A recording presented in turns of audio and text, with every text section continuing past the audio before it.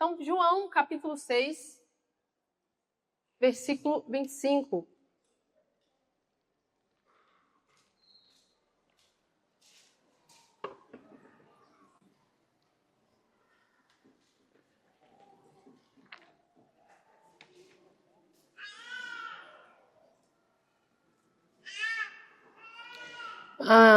Eu vou tentar configurar aqui esse cenário de um jeito bem rápido, mas aqui em João, no capítulo 6, a gente tem uma história que é realmente muito incrível, a gente gosta muito dessa história, e é meio que uma das histórias mais famosas da Bíblia, a gente adora esse milagre, né?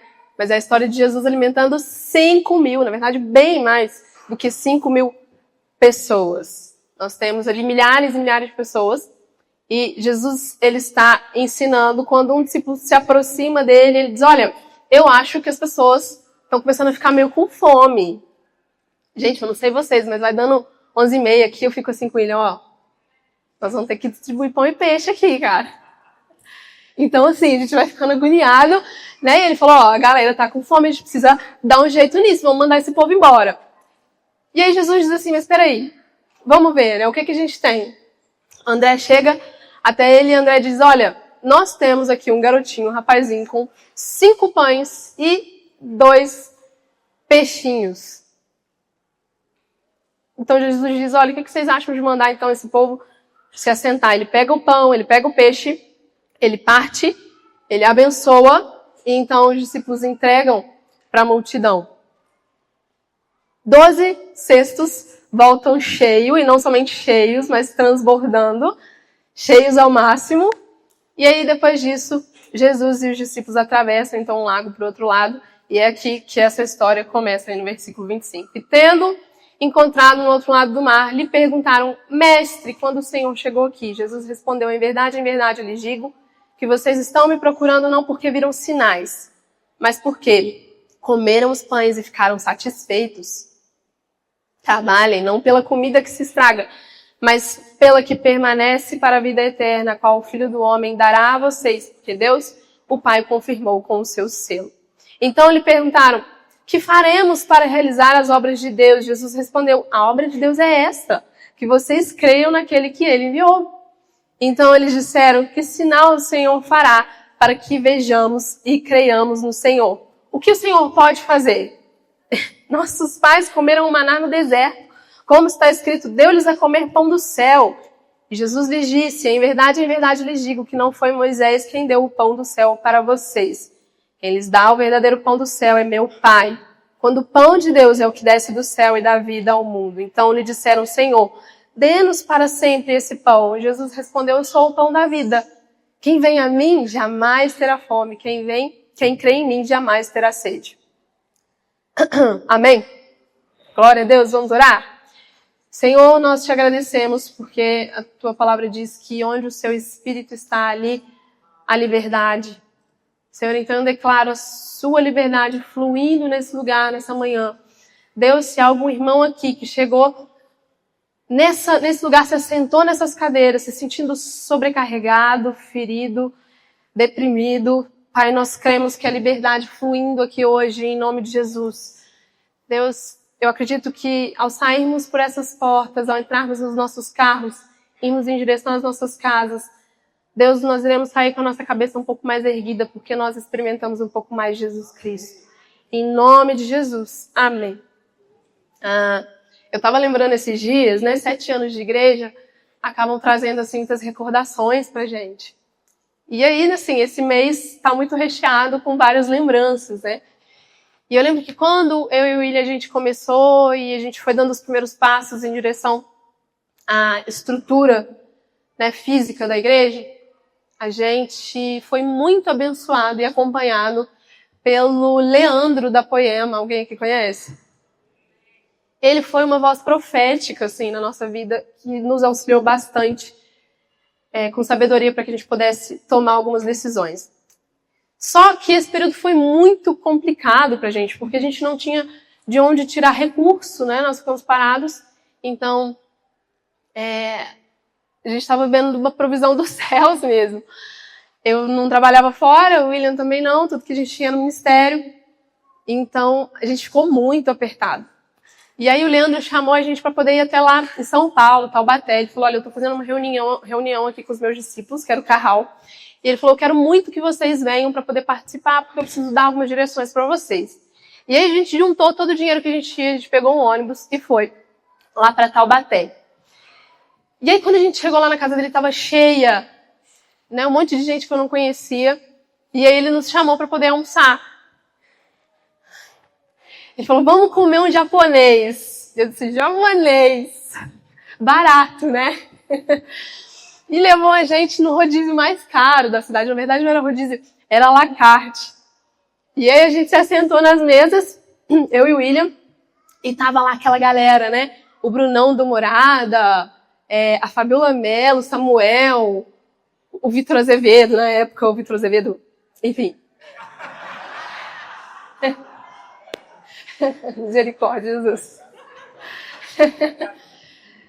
Tava um monte de gente, então assim, a gente tava meio encolhido assim, sabe? Meu Deus, a gente tem dinheiro. Eu olhei o cardápio e aí eu vi aquela entrada assim, né? Era a coisa mais barata que tinha. Eu falei, vou comer só essa entrada, porque não tem condição. E eu falei pro William, você vê uma coisa aí e a gente, sei lá, a gente troca. Eu dou um pouquinho do meu, você me dá um pouquinho do seu. E aí tinha um ceviche lá, eu falei, vou pedir isso aqui que é chique. E é barato, vai me alimentar. E aí fui pedir o ceviche, fiquei na expectativa de comer, porque eu tinha viajado a noite inteira. Queria muito forrar o meu estômago. E aí o garçom vem com o ceviche. Aqui, seu ceviche. E naquela época, gente, eu não sabia comer de hashi. Não sabia comer de hashi. Aí eu falei pra ele, você me vê um garfo? E aí ele foi buscar o garfo, na hora que ele volta, ele teve a audácia de trazer um garfo desse tamanho. E ele me entregou aquele garfo daquele tamanho na frente de todo mundo, assim, eu pegando meu garfinho, meu cevichezinho. Aí daquele dia em diante eu falei, eu vou aprender a comer de hashi pra nunca mais fazer essa humilhação. Aprendi depois dali. Mas aí eu lembro que eu falei assim, meu Deus, e agora, né? Eu comi, dei uma mordida, acabou. E aí eu olhei pro William, o William olhou pra mim e falei, meu Deus, será que esse povo aí... Eu olhei pro prato da Fabiola, falei, será que ela já acabou de comer? E ele assim, meu Deus, Natália, agora eu falei, cara, tem coisa que às vezes não é suficiente pra gente. Falei, vamos pegando aí, vamos tentando ver se tem alguma coisa sobrando, tipo, olha, eu ainda tenho meu garfinho, então eu consigo te ajudar a comer. Você quer ajuda? E a gente ficou meio assim. E aí, por fim, gente, o William descobriu no final das contas que o irmão, olha o milagre aí, o irmão tinha enviado para ele uma transferência no dia anterior e ele foi conferir depois no aplicativo e tinha exatamente o dinheiro que a gente precisava para poder fazer aquele almoço naquele dia.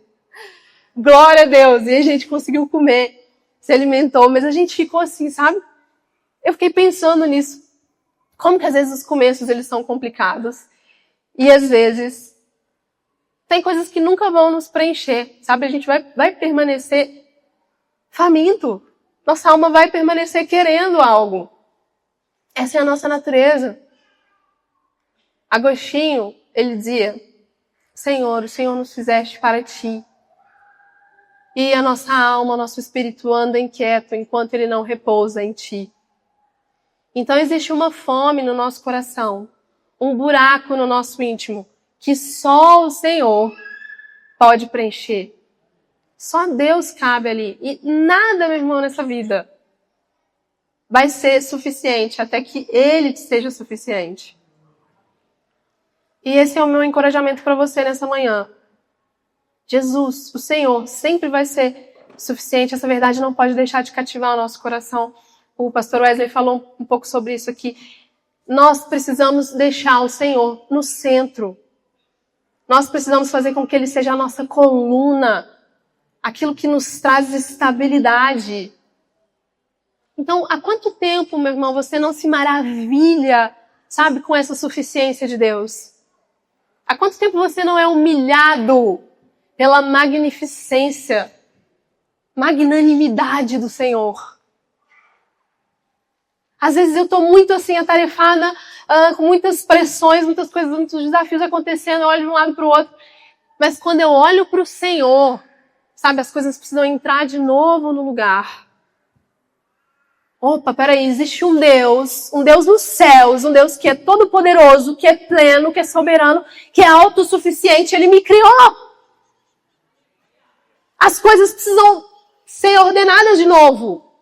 Eu tenho ouvido muito, ultimamente, um pregador no TikTok chamado Serjão. Serjão Sacani. Alguém aqui já ouviu falar? É um ateu. Ele é um ateu e é um cientista. Físico, pesquisador, estuda sobre o espaço e o universo. E aí o Tito está me obrigando a ouvir o Serjão. Porque ele está com hiperfoco nisso. E meu irmão Serjão, ele é ateu de teimosia. Ele é ateu porque ele é teimoso. Porque existem verdades a respeito da criação, a respeito do universo, que quando a gente para poder contemplar, nós precisamos, sabe, automaticamente nos voltarmos para o Senhor e nos render a Ele em adoração. No Apocalipse, lá no capítulo 4, João fala sobre isso. Digno é o Cordeiro que criou todas as coisas. O autor da carta aos Hebreus também proclama. Ele é o princípio, ele é antes de todas as coisas, autossuficiente. Se a gente pode descrever Deus de alguma forma, é dessa maneira. Ele é pré-existente. Serjão disse que a luz viaja na velocidade de 299 milhões de metros por segundo. Então você piscou, ela deu a volta na Terra 7 vezes. A Lua está a 384 mil quilômetros da Terra. Se a gente fosse viajar até a Lua de avião, o avião anda a 900 quilômetros por hora, mais ou menos, sem parar, sem abastecer, a gente iria chegar lá em 19 dias. Agora, sabem quanto tempo a luz faz esse percurso, gente? 1,3 segundos. O Sol está a 150 milhões de quilômetros da Terra. Se a gente fosse de avião até o Sol, a gente ia levar 21 anos de viagem. 200 anos viajando de carro. Agora, do Sol até aqui, a luz leva 8 minutos. Esse que é o verbo pré-existente que João diz lá no capítulo 1, que antes de todas as coisas, sem ter nenhuma matéria-prima, proclama, haja luz. E a luz surge. Enquanto você está aí pensando, tem um monte de coisa acontecendo, meu irmão, para que você permaneça aqui. Você parou para pensar que a Terra está viajando nesse momento a não sei quantos mil quilômetros por hora? E hoje o Sol não caiu na sua cabeça? A Lua não despencou na gente? Os físicos, ele diz, não conseguem explicar a precisão da força gravitacional, porque o ajuste dela é tão fino, que era como se a gente estivesse tentando acertar um prótonzinho, um átomozinho, com uma flecha. A gente sabe isso, o Tito que me ensinou. A gente sabe que todos os planetas, estrelas, objetos do universo, eles estão se movendo agora em direção a algo que é mais massivo, mais pesado. É por isso que a Terra orbita o Sol, por exemplo. A gente está indo atrás daquilo que faz mais força. Mas aí os cientistas foram estudar o movimento das galáxias e eles descobriram que todas elas estão se movendo em direção a um ponto só. Como se um imã estivesse puxando todos nós e centenas de milhares de galáxias. E aí os cientistas chamam isso de um grande atrator. É uma força que funciona tipo um puxão cósmico que coloca tudo no lugar. O autor da carta aos Hebreus diz que ele sustenta todas as coisas por meio da palavra e pelo seu poder. O C.S. Lewis parou para poder estudar isso tudo e ele era um grande ateu. E quando ele se deparou com essas verdades, ele disse: há um suficiente para hoje escrito na criação. O universo é uma metáfora da provisão precisa de Deus. Você está respirando agora, você está me ouvindo agora por causa dele. E ele te amou tanto que ele enviou o filho dele para que ele morresse na cruz e você tivesse vida. Só para você ter comunhão com ele, esse Deus enorme, esse Deus grandioso, maravilhoso, autossuficiente, que não precisa de nada, quer ter comunhão com você. Mas as pessoas aqui em João capítulo 6 não sabiam disso. E olha só, eles querem mais. Eles acabaram de participar de um dos maiores milagres da história. E eles viram Jesus multiplicando pães para 5.000 pessoas. E eles vão até Jesus e eles dizem, olha, cara, isso foi muito maneiro. Isso é muito legal. Mas então, o que você pode fazer mais? Mostra aí pra gente, cara. Tipo, sei lá, faz um maná cair do céu. E a gente olha isso às vezes com um olhar de crítica, mas muitas vezes nós estamos tão preocupados com o milagre que a gente tira o olho do Senhor do milagre. Aquele que realiza o milagre. Então o que Jesus está dizendo para eles é, minha gente, eu sou o milagre, eu sou o provedor, vocês querem pão. Eu sou o pão da vida. Eu sou tudo o que vocês podem querer. E eles estão atrás de fórmulas, de métodos. Jesus está dizendo, só creiam. Ah, como é que a gente faz para fazer a obra de Deus? Creiam. E aqui reside uma grande questão, porque teoricamente a gente sabe que Deus realmente é suficiente. Jesus é o nosso provedor.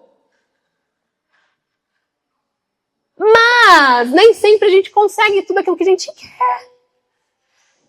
E nós passamos por essa vida enfrentando decepções. Existem coisas que nós não conseguimos, não é verdade? Há coisas pelas quais nós oramos, coisas pelas quais nós estávamos crendo, e às vezes isso demora a acontecer ou simplesmente não acontece. Vamos ser honestos? Eu acredito que a maioria das minhas orações foram ouvidas até hoje, mas tem orações que Deus não respondeu.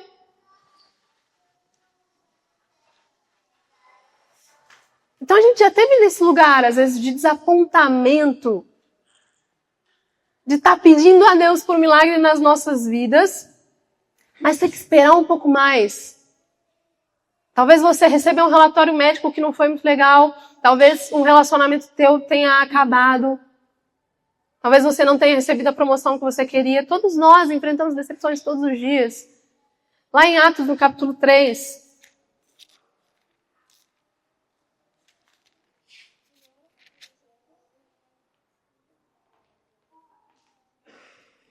versículo 1. Isso aqui foi depois que Jesus foi para a cruz, ressuscitou e agora ele ascendeu aos céus. E a gente encontra o poder de Deus, do Espírito Santo, por meio das mãos dos discípulos. Pedro e João estão entrando no templo. Eles estavam se dirigindo para a oração das 3 horas da tarde. Estava sendo levado um homem coxo de nascença, que diariamente era colocado à porta do templo chamada Formosa, para pedir esmolas aos que entravam. Quando ele viu Pedro e João, que iam entrar no templo, pediu que lhe dessem uma esmola. Pedro, fitando juntamente com João, disse, olhe para nós. Ele os olhava atentamente, esperando receber alguma coisa. Pedro, porém, lhe disse, não possuo nem prata, nem ouro. Pausa aqui. A gente está vendo uma decepção acontecendo em tempo real. Eu sei que esse diálogo é muito curto e rápido, mas eu quero que você sinta a frustração que esse homem deve ter sentido quando ele escuta essa primeira sentença. Ele está dizendo, olha, vocês têm algum dinheiro, vocês têm alguma coisa para poder me dar? E eles dizem, dinheiro não, a gente não tem. Então, opa, peraí, isso é uma decepção, isso é uma frustração, não é isso que eu queria, eu pedi outra coisa. E aí eles continuam. Mas o que tenho, isso lhe dou, em nome de Jesus Cristo Nazareno. Levanta-se e anda. E E pegando na mão direita do homem, ajudou a se levantar. Imediatamente os seus pés e tornozelos se firmaram. E dando um salto, ficou em pé. Começou a andar e entrou com eles no templo, pulando e louvando a Deus. Todo o povo viu o homem andando e louvando, e reconheceram que ele era o mesmo que pedia esmolas assentado à porta formosa do templo. E ficaram muito admirados e espantados com o que lhe tinha acontecido. Eu quero que você preste atenção nisso, meu irmão. Deus pode nem sempre te dar todas as coisas que você quer, mas Deus sempre vai te entregar aquilo que você precisa. Aquilo que é necessidade, Ele sempre vai te suprir. Esse homem tinha um desejo. Mas Pedro e João olham para ele e dizem, não, peraí. Não é disso que você precisa. Você precisa do milagreiro. Você precisa de ficar em pé e andar. Você precisa dançar nos pátios do templo. Você precisa louvar e glorificar o nome do Senhor. Aquilo que você tem mendigado por anos não vai satisfazer a sua necessidade. E eu amo isso porque no versículo 10, a Bíblia diz que a multidão ficou admirada vendo aquilo. Eles não estão admirados e maravilhados porque esse homem recebeu o que ele queria. Eles estão maravilhados porque Deus deu a ele o que ele precisava. Esse homem mendigou por anos, recebendo aquilo que ele estava pedindo. E às vezes a gente está assim, achando que as coisas estão funcionando bem, que a nossa vida está fluindo, mas na verdade a gente só está recebendo aquilo que a gente quer. Se esforçando em direção a isso. Deixando a opinião e a suficiência, a centralidade do Senhor Jesus Cristo de lado.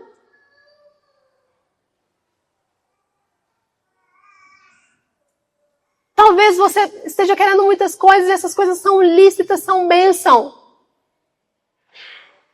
Mas não é aquilo que você necessita para esse momento.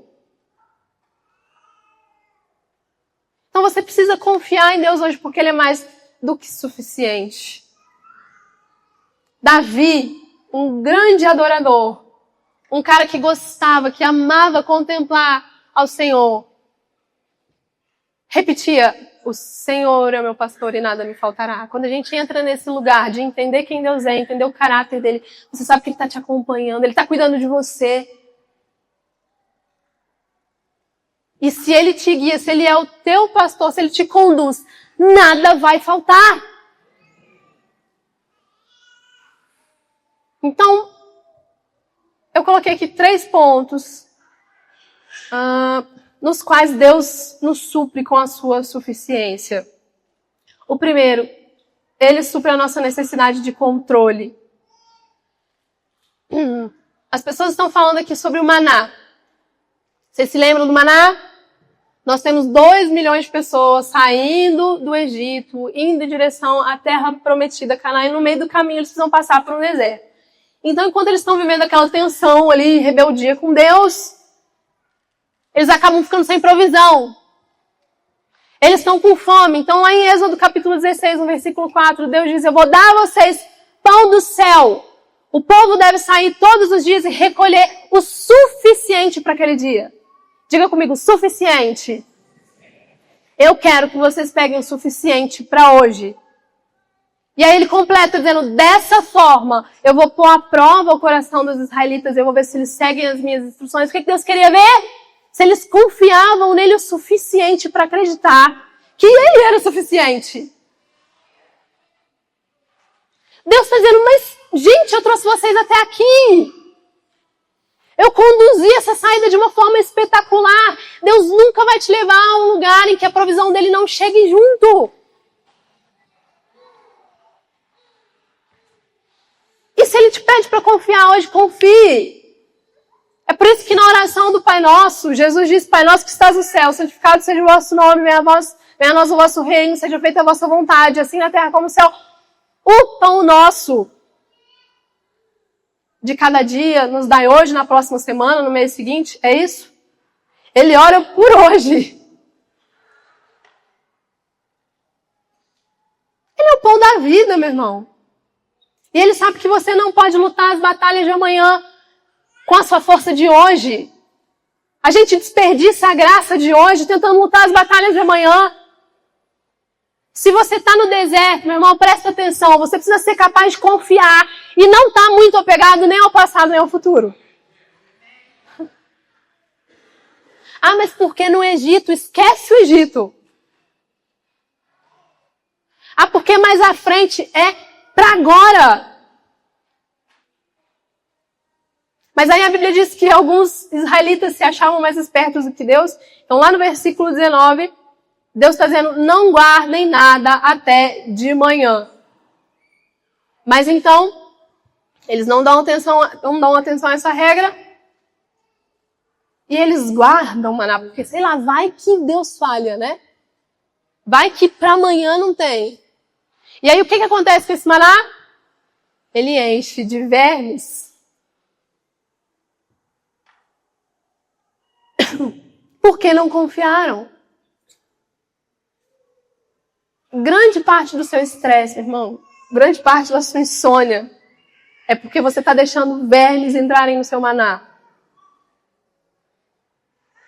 Você está guardando coisas para amanhã. Jesus, mas por que adianta vocês andarem preocupados se a preocupação de vocês não vai aumentar um côvado da vida de vocês? Vocês não são nada. Vocês não são capazes de nada. E, meu irmão, eu quero deixar muito claro que não é para você ser irresponsável, tá? É muito difícil pregar, porque as pessoas entendem o que elas querem. Elas saem daqui falando que vão largar o emprego. Entendeu?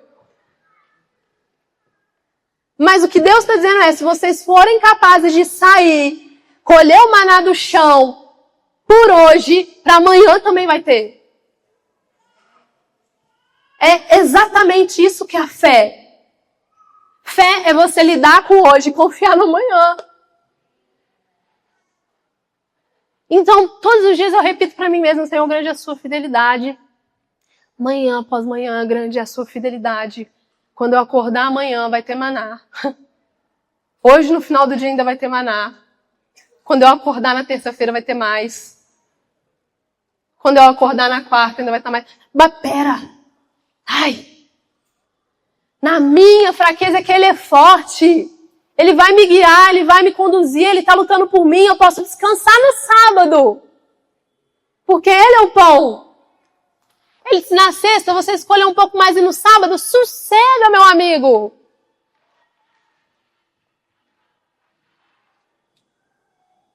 E a provisão de Deus é tão incrível que uns iam mais desesperados, colhendo mais, vão pegar mais, vamos guardar um pouco mais, porque se é só hoje a gente pega mais. E outros iam pegando um pouco menos, mas quando eles enchiam a jarra, tinha a mesma quantidade para todos. Não tinha nem de mais nem de menos. Meu irmão, em nome de Jesus, nessa manhã, hoje, eu quebro todo o espírito de insuficiência. Tudo aquilo que diz pra você que você é de menos, e tudo aquilo também que diz pra você que você é de mais. Meu irmão, alinha esse coração. Em nome de Jesus.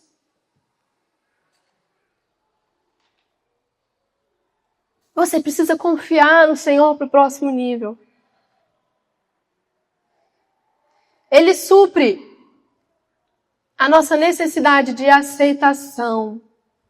Se por um lado a gente quer ter controle de tudo, saber o que vai acontecer nas próximas horas, minutos e dias, a gente também tem uma necessidade muito grande de aprovação. Mas eu quero que vocês se lembrem que não tinha nada de especial nesses pães e nesses peixinhos até eles chegarem às mãos de Jesus. Quem torna o pão suficiente é quem toca nele.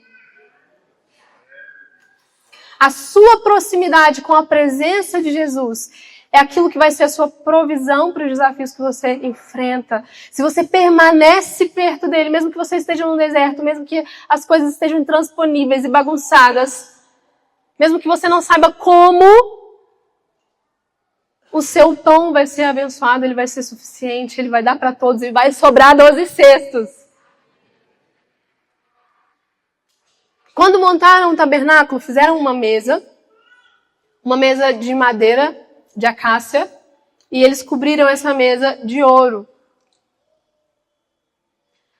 A madeira de acácia, ela representa a humanidade, né? Aquilo que é simples, simplório. E o ouro representa a divindade. Então, eles colocam 12 pães, 6 pilhas de pães de cada lado, para poder representar a aliança que Deus tinha com o seu povo. Então, são 12 pães, 12 tribos, 12 discípulos. E esses pães são chamados de pães da presença, ou os pães da face de Deus. Agora, o que é interessante é que esses pães são só pães antes de chegar no Santo dos Santos. Eles chegam até ali como farinha e azeite. Mas quando eles estão próximos da presença, então eles são os pães da presença. Os pães da proposição. Quanto mais perto de Deus, menos comuns eles se tornavam.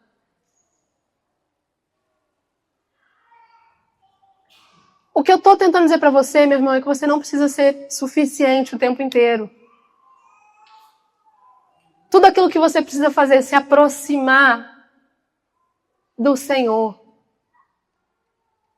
E quando Ele faz isso, quando a gente faz isso, a Bíblia diz, Ele supre todas as nossas necessidades. Existem verdades muito simples que às vezes a gente perde de vista. João capítulo 3, versículo 16.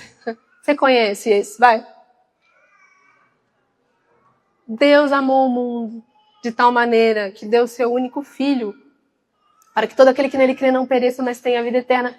Eu já preguei muito sobre esse versículo, porque às vezes a gente acha, sabe, que Deus amou o nosso vizinho, o nosso irmão da igreja, mas Deus nos amou pessoalmente.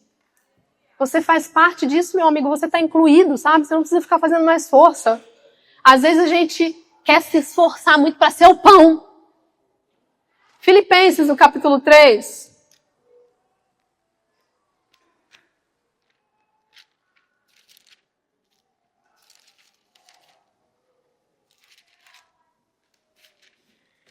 Carta do apóstolo Paulo aos Filipenses. 3, versículo 6. Deixa eu ver se é isso mesmo.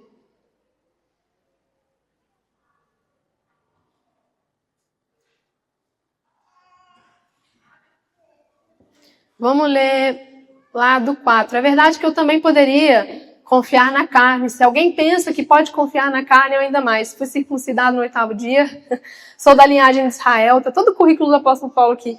Da tribo de Benjamim, hebreu de hebreus. Quanto à lei, eu era fariseu, tipo, top dos tops. E quanto ao zelo, meu amigo, eu era tão zeloso que eu persegui a igreja. Quanto à justiça que há na lei, irrepreensível. Mas o que para mim era lucro, isso considerei perda por causa de Cristo. Na verdade, considero tudo como perda, por causa da sublimidade do conhecimento de Jesus Cristo, meu Senhor. Por causa dele, perdi todas as coisas e as considero como lixo para ganhar a Cristo e ser achado nele, não tendo justiça própria, que procede da lei, mas aquela que é mediante a fé em Jesus Cristo, a justiça que procede de Deus baseada na fé. O que eu quero, ele diz, é conhecer Cristo e o poder da sua ressurreição. Tomar parte nos seus sofrimentos e me tornar como ele na sua morte, para de algum modo alcançar a ressurreição dentre os mortos. Eu quero Cristo! Cristo e nada mais! Eu vi uma pregação esses dias, alguém dizendo, você não quer só Cristo, você quer Cristo e alguma coisa. Alguém já viu esse Reels? Tava bem bombado, assim, apareceu pra mim do nada. Você quer Cristo e aplausos, você quer Cristo e o palco, você quer Cristo e muitos talentos, Cristo e muitas bênçãos. Mas a ironia é que seu coração só sossega quando você considera tudo como lixo, perda, refúgio, e coloca ele no centro.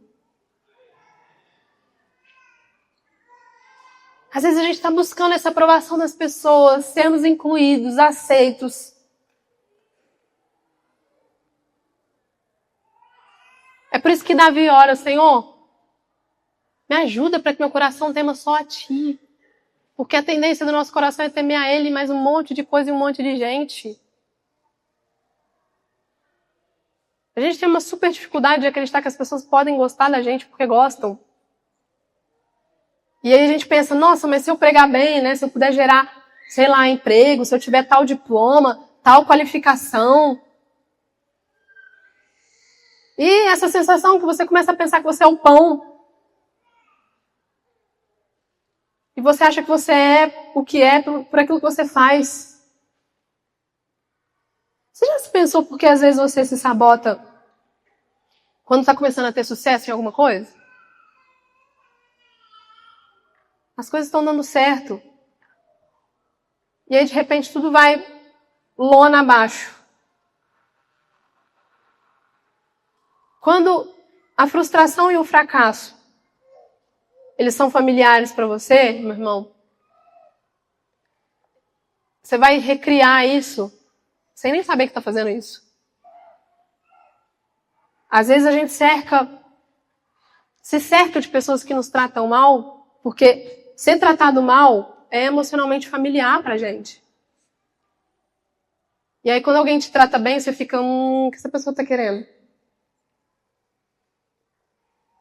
O que é isso? Falta olhar para Cristo. Falta centralizar todas as coisas nele. A graça de Deus nos conduz a isso. E ele é a porta de entrada, ele diz, vem como você tá, não precisa, sabe, tentar limpar a tua alma, ficar cheirosinho, vem do jeito que você tiver. E enquanto você entra, eu te limpo. Eu te aceito, você vem. Aceitação, ela é o ponto de partida de Deus. O ponto de partida da transformação.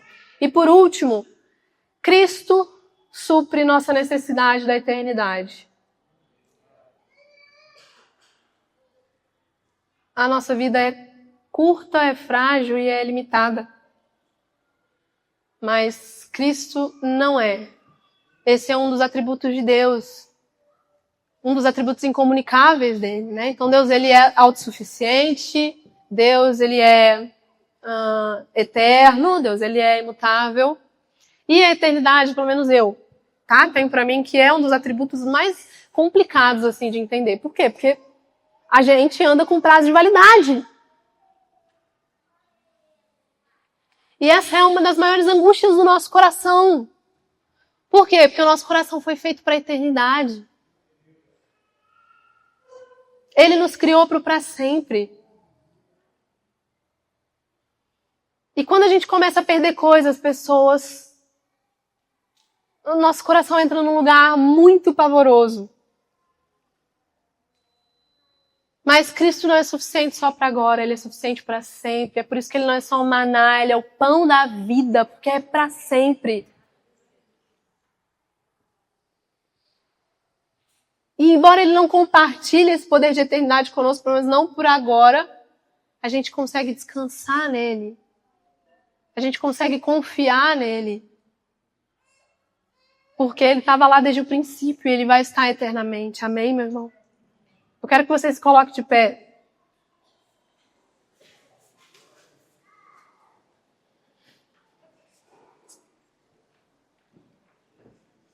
Vocês gostam, né? De ir para casa almoçar cedo.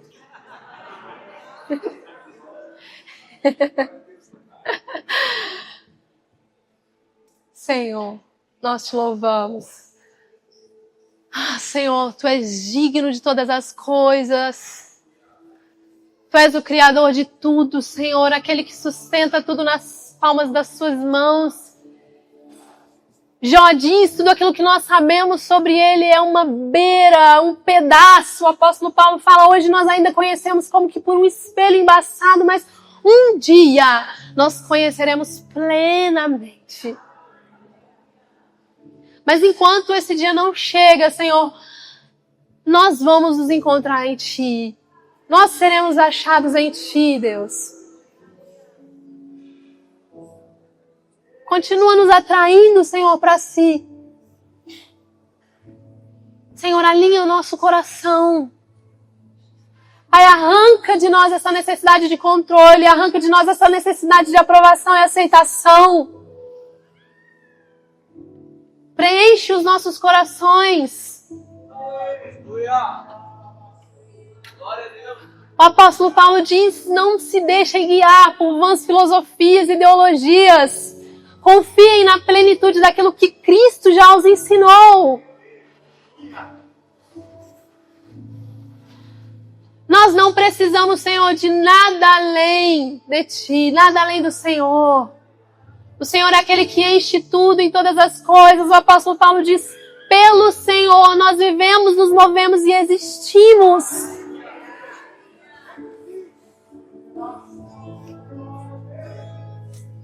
O Senhor é aquele que fez com que tudo se curvasse aos seus pés.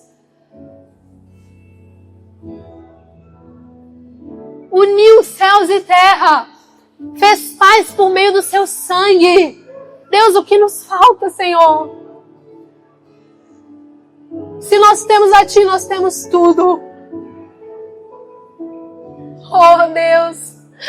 Senhor, eu sei que às vezes dói, porque nós queremos nos manter, Senhor, nesse lugar de conforto, de controle sobre tudo e todos, nos agarrar àquilo que nos dá segurança. Nossos filhos, a nossa família, Deus, tudo isso é maravilhoso, é incrível, são bênçãos enormes. Mas Deus, sem Ti isso não é nada.